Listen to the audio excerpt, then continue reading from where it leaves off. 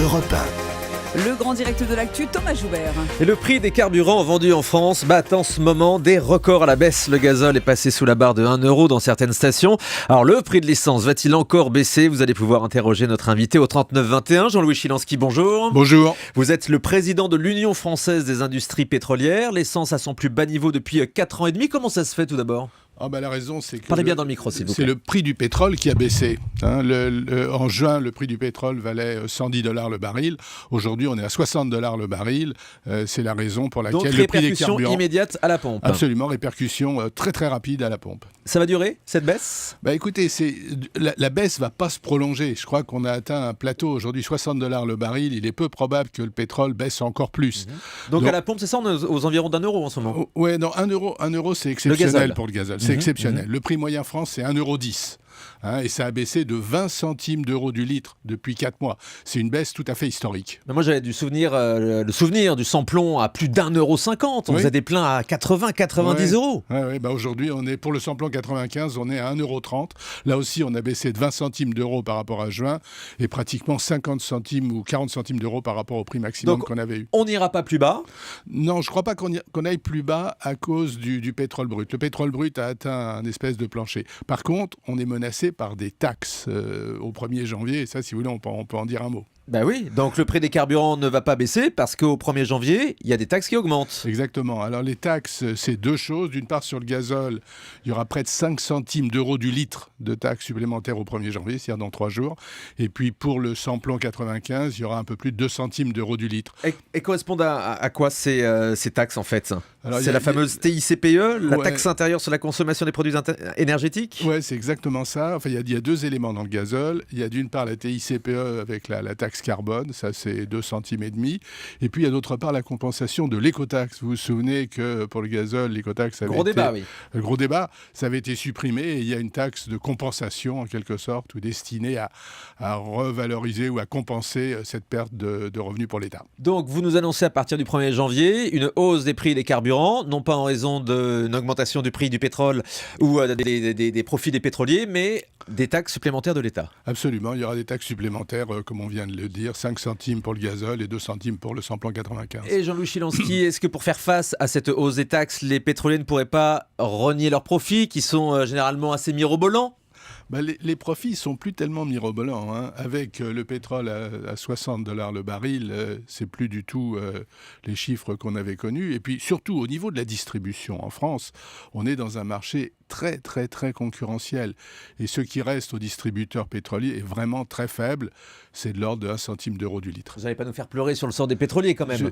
Non, je ne veux pas du tout vous faire pleurer. Ce n'est pas du tout ça la question. Mais ce que j'essaye de vous dire, c'est que les marges de manœuvre sont très faibles. Et c'est quoi la disparité que vous annoncez? Il y a une forte concurrence des centres commerciaux, des grandes surfaces? Exactement. La caractéristique... Il existe toujours ce débat? C'est un fait, c'est pas un débat, c'est un fait.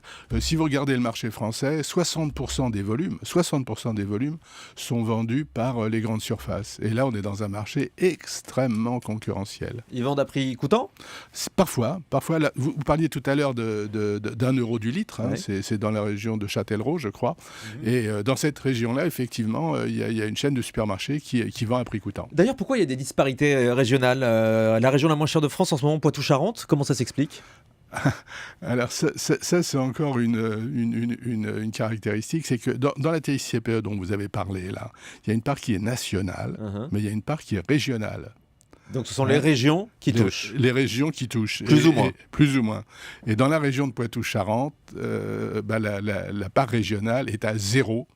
Alors que dans la plupart, et en Corse aussi c'est à 0, alors que dans la plupart des autres régions, la taxe régionale est à 2 centimes d'euros du litre. Avec, on imagine, une taxe plus élevée encore à Paris et en Île-de-France, parce qu'on a des prix très, très, très élevés en région parisienne.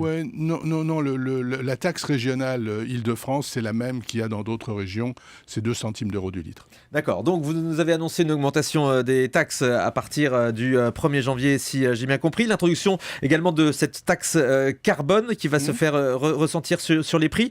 On a aussi l'impression que les prix à la pompe baissent. Il y a toujours un petit temps de retard par rapport au prix du baril. Comment ça se fait que quand le pétrole atteint son plus bas, pourquoi est-ce que le lendemain à la pompe, on n'a pas les prix qui vont avec ? Oui, alors bon, ça c'est un phénomène dont on a parlé depuis longtemps, mais c'est vrai aussi bien à la hausse qu'à la baisse. Entre la variation instantanée du prix du pétrole et ce qui se passe sur les marchés à la pompe, les prix à la pompe, il y a environ une dizaine de jours. Mais on regarde ça de très près, et le gouvernement aussi regarde ça de très près, comme vous l'imaginez, et le marché réagit de façon symétrique, 10 jours à la hausse, 10 jours à la baisse. 39-21, les auditeurs au sein d'Europe 1 vous interrogent ce matin. Jean-Louis Chilansky, président de l'Union française des industries pétrolières. Patrick nous appelle de Marseille. Bonjour Patrick. Oui, bonjour. Alors vous avez constaté vous aussi, j'imagine, cette baisse des prix à la pompe ? Oui, tout à fait. Et si vous voulez, il y a un premier aspect, c'est un aspect strictement consumériste, à savoir la baisse du prix de la pompe, du litre. Du baril, notamment on l'a dit tout à l'heure. Oui, voilà. Mais notamment du litre, c'est ce qui amuse les Français, parce qu'ils les intéresse. Mais il y a aussi une chose que j'aimerais faire noter, et noter même, c'est que si vous voulez, d'abord, cette baisse du baril, là, on n'en parle pas, mais c'est strictement une application de la politique des sanctions avec Poutine. Des sanctions économiques avec la Russie, vous voulez dire ? Ah oui, alors complètement. C'est fabuleux. Parce que si vous voulez, on arrive pratiquement à 50%, un peu plus, de moins du prix du baril, ce qui est aberrant.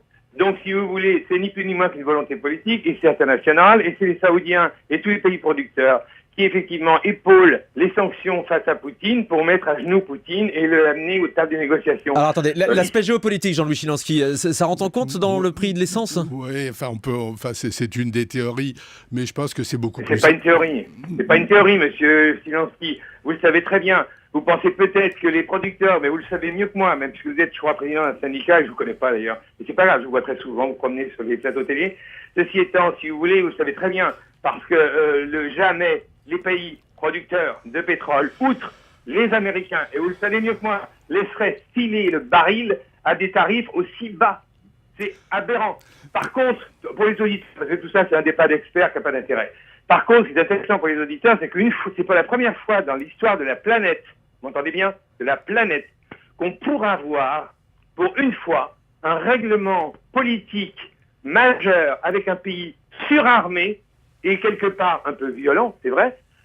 Vous parlez de la Russie. Mettre à genoux et arriver aux négociations par des sanctions politiques.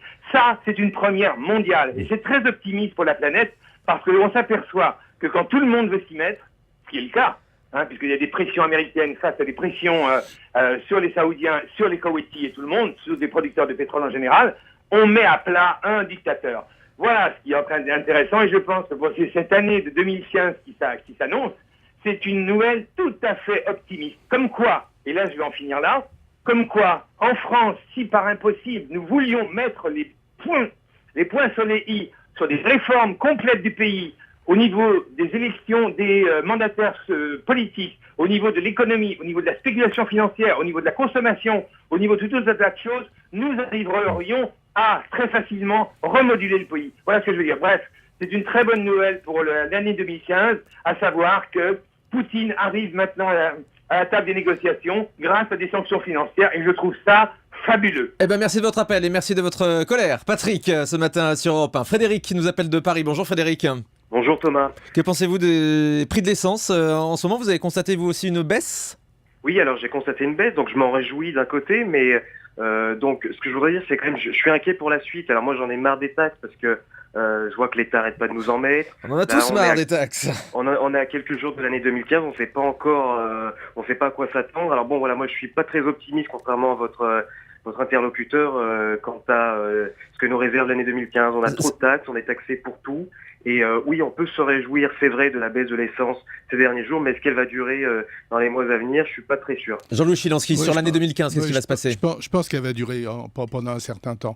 La réalité des faits, c'est qu'on est dans une surproduction de pétrole, une surproduction inattendue de pétrole, qui vient essentiellement du pétrole de schiste américain. Pourtant, je pensais qu'il fallait y faire attention au pétrole, que c'était une denrée rare.